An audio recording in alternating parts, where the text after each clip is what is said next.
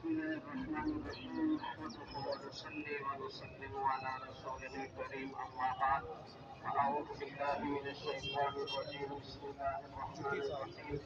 كل نفس ذائقة الموت وإنما توفون أجوركم يوم القيامة فمن زحزح عن النار وأدخل الجنة فقد فاز وما الحياة الدنيا إلا متاع الغرور۔ آج یہ لاکھوں کا مجمع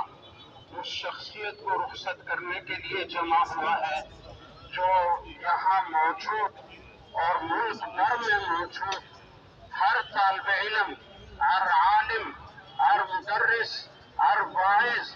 اور ہر تحریک کے کارکن کی دل کی دھڑکن تھا، جو ہر تحریک کی جان تھا، جس نے وہ انتھک محنت کی کہ نہ دن دیکھا نہ رات دیکھی، نہ سردی دیکھی نہ گرمی دیکھی، نہ پہاڑیوں کے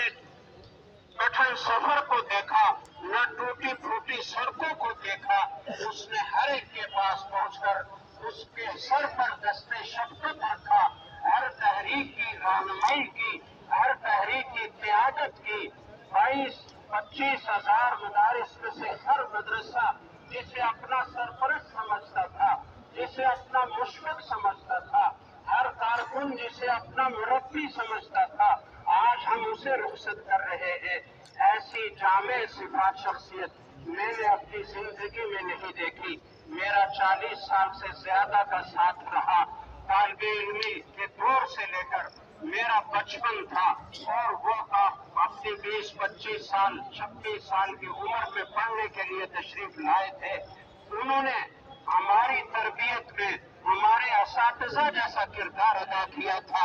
آج وہ ہم سے رخصت ہو رہے ہیں تو صرف مولانا جنید صاحب غمگین نہیں ہے، بلکہ اس مجمع کا ہر شخص غمگین ہے، پاکستان کے مدرسے کا ہر طالب علم غمگین ہے، ہر مدرس غمگین ہے، ہر تحریک کا ہر کارکن غمگین ہے۔ لیکن جانے والے اسی طرح جایا کرتے ہیں۔ ہر نفس کو موت کا ذائقہ چکھنا ہے۔ وہ جو مشن دے کر گئے ہیں، جو اتفاق اور اتحاد کی فضا قائم کر کے گئے ہیں، ہم آج ہاتھ اٹھا کر یہ عزم کریں کہ ہم اس مشن کو زندہ رکھیں گے، ہم متفق اور متحد رہیں گے،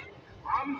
ہر اٹھنے والے فتنے کے خلاف ہر اول دستے میں شامل ہوں گے، اور ہم کسی تھکاوٹ کو، کسی دنیاوی مفاد کو اپنے اس مشن کے راستے میں رکاوٹ نہیں بننے دیں گے۔ میری دعا ہے کہ اللہ تعالیٰ حضرت قاضی عبدالرشید صاحب رحمہ اللہ تعالیٰ کو کروٹ راحت نصیب فرمائے، اور جیسے ان کے صدقات جاریہ اور خدمات جلیلہ کی ایک طویل فہرست ہے، آپ اگر نجی مجلس کی گفتگو سنیں،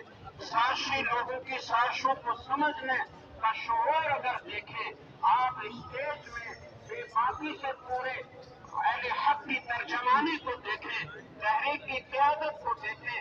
تدریس کو دیکھیں، باز و بیان کو دیکھیں، کون سا میدان تھا جو ان کی جولان کا نہیں تھا۔ ہم یہ ارادہ کریں کہ اللہ تعالیٰ نے ان کو جتنی زندگی دی تھی وہ پوری کر کے چلے گئے، اب ہمارا کام ہے ان کے مشن کو زندہ رکھنا، اور ان کی بتائی ہوئی گائیڈ پر چل کر اپنی ساری تحریکات کو اسی طرح قوت کے ساتھ آگے بڑھانا، اور اپنے مشن کے لیے انتھک محنت کرنا، اپنی جان کی قربانی دینا پڑے تو جان کی قربانی دینا، مال کی قربانی دینا پڑے تو وہ دینے کے لیے تیار رہنا، وقت کی قربانی دینا پڑے تو وہ دینے کے لیے تیار رہنا۔ ان کی آخرت کی منزلیں، ان کے صدقات جاریہ، ان کی خدمات جلیلہ یہ بتا رہی ہے کہ انشاءاللہ آسان ہوگی۔ مسئلہ میرا اور آپ کا ہے کہ ہم اس اخلاص کے راستے پر، اس اخلاق حسنہ کے راستے پر، اس مشن کے راستے پر کتنا چلتے ہیں۔